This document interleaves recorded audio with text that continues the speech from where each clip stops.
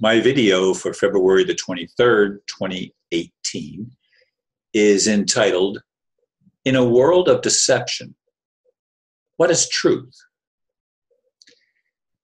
Everything depends on perspective. Everything. What's worse is that most of us do not see our point of view as just a perspective. We see it as the truth of the matter, no matter what the matter is to us. My question is, does it matter? Well, let's take the example of an American soldier on foreign soil. He expects the foreigners to understand his commands, even though they do not speak English. And when they don't answer, they often get shot. Of course, that's not deception, it's ignorance. And those who want to control the world don't give a damn. They are not in the business of promoting any real understanding. On the contrary, their stated goal is population reduction. Their problem is that there are simply too many people. Yes, they've been deceived to think Earth is overpopulated. They don't even consider the probability that it's a matter of real education and equitable utilization and distribution of resources. That would end their control.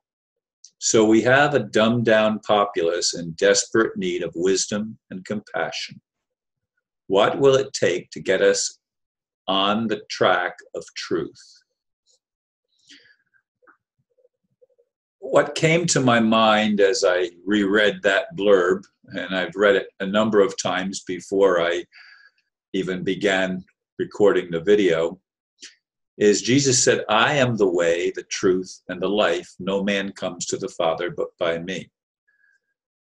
Now, if you leave the latter part of that out about coming to the Father but by Jesus, we could all say, I am the way, the truth, and the life, because that would put each of us into a sort of a co-equal position with God, which I think is the reality. I think that's the truth. And you notice how I'm saying, I think, because that's my perception of reality. We are all on a way. We are all capable of truth. We are all children of the Most High. Not just Jesus, not just Muhammad, not just Buddha, not just some other personage that we've elevated to the status of being part of the Godhead or part of God. No, we are all part of God. When I go for my walks in the park, and I do it pretty much every day, I hug trees and I try to connect with nature.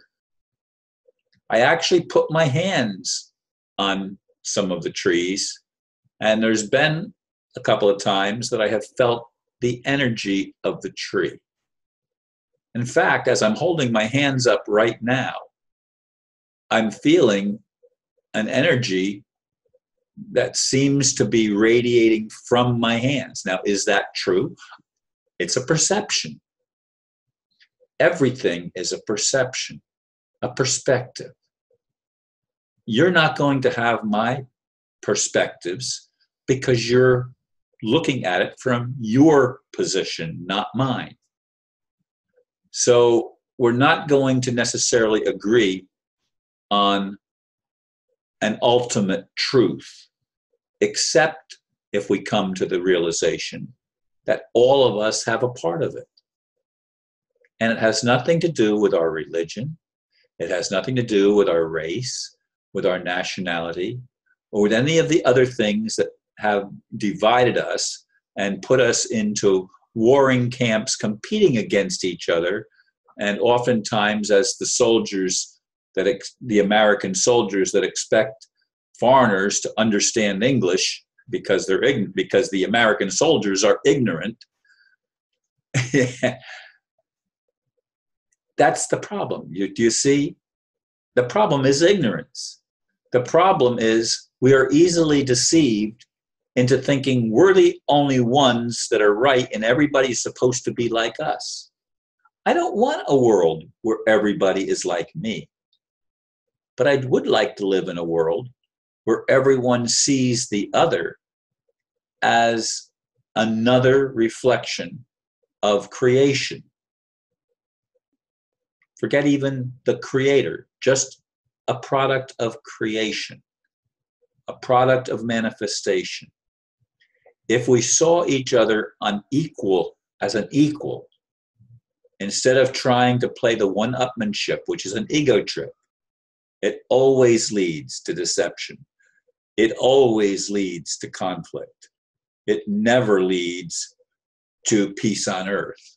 It never leads to loving one another. And in fact, even in our most intimate relationships, loving the other is a challenge for us because we are so indoctrinated into our ego consciousness rather than our collective awareness, because there doesn't seem to be much collective awareness. That's the sad reality. There is very little connection with a group consciousness, so to speak, a human consciousness. Very little connection. And so we live in the world that we live in. But it is promoted, apparently, by those who claim leadership, those who claim to be royalty or some level of divinity. They consider themselves superior to everybody else.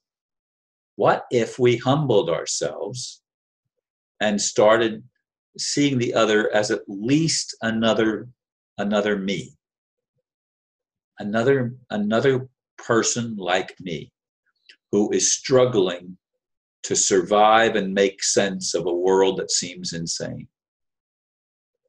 What would happen if our perspective were changed and we were to come to the truth that we're all part of a greater whole?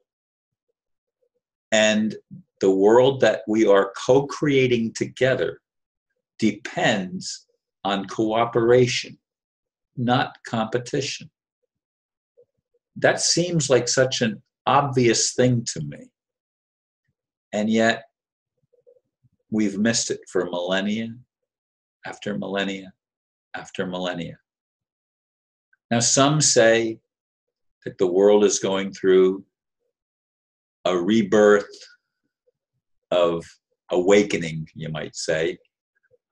We're finally recognizing, many of us, that there is an interconnectedness that exists among all life. Not just human life, but all life.